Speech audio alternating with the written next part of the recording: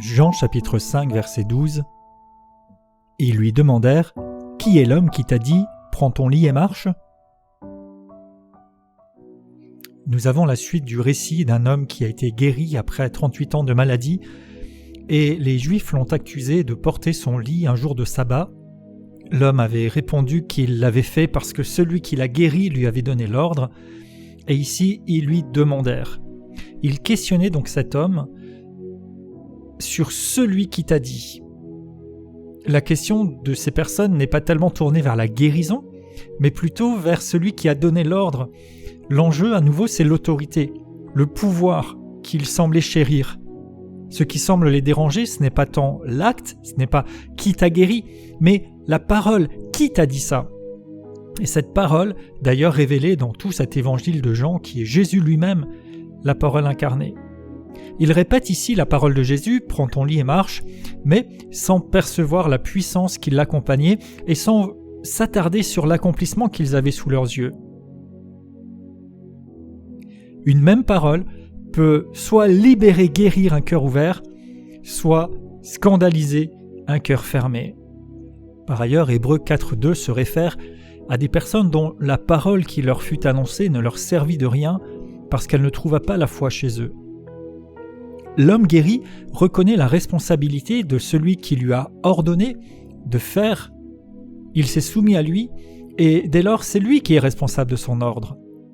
Face à l'action de Dieu, est-ce que nous cherchons d'abord à comprendre, à contrôler, à juger ?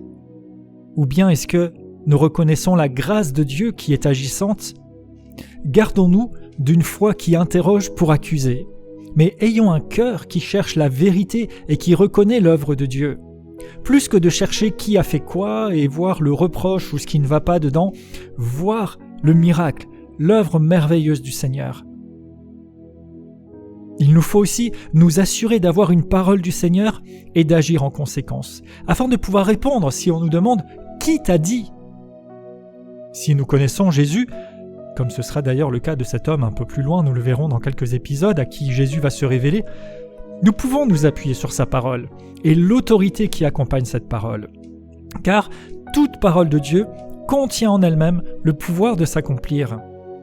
Nous pouvons alors écarter les paroles qui émanent d'une autre source ou peut-être de nous-mêmes, ce qui vient s'opposer, ce qui vient nous limiter, pour donner à la parole du Seigneur l'autorité, la supériorité. Sur quelle base est-ce que nous posons nos actes ? Est-ce sur une parole du Seigneur ? Si oui, alors peu importe ce qui nous questionne, ce qui se met en travers, nous restons fermes sur la parole de Dieu. Jésus a eu affaire un jour à un officier qui faisait preuve d'une grande foi. Il lui a dit « Seigneur, dis seulement un mot. Tu n'as même pas besoin de te déplacer. Tu n'as même pas besoin de toucher quelqu'un. Tu n'as même pas besoin de faire quelque chose. Juste parle. » Et Jésus a reconnu cet homme comme ayant une grande foi et il a répondu à sa requête. Si Jésus nous a parlé, alors nous pouvons nous appuyer sur sa parole.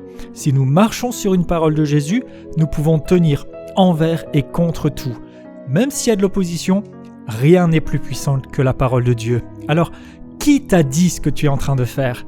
Si c'est Jésus, tiens ferme, poursuis, car il est fidèle et il veille sur sa parole pour l'accomplir. Si ce n'est pas le cas, eh bien reviens au pied du Seigneur et laisse-toi instruire et diriger par lui pour pouvoir t'appuyer sur sa parole, quelles que soient les circonstances auxquelles nous faisons face. Je déclare dans le nom de Jésus, je m'appuie sur la parole de Dieu. Je me tiens dans la présence du Seigneur. J'écoute ses instructions, ses directives. Je veux vivre et marcher selon ses paroles. Ainsi, si on me questionne en disant « Qui t'a dit ça ?», je peux répondre avec assurance que c'est mon Seigneur Jésus, que c'est la parole de Dieu sur laquelle je m'appuie, et alors rien ni personne ne peut s'opposer à la puissance que Dieu a mise dans sa parole parce qu'il va la réaliser. Je tiens ferme sur la parole de Dieu, je laisse de côté toutes les autres sources qui n'ont pas cette autorité et ce pouvoir, et je vise le but qui m'a été assigné au nom de Jésus.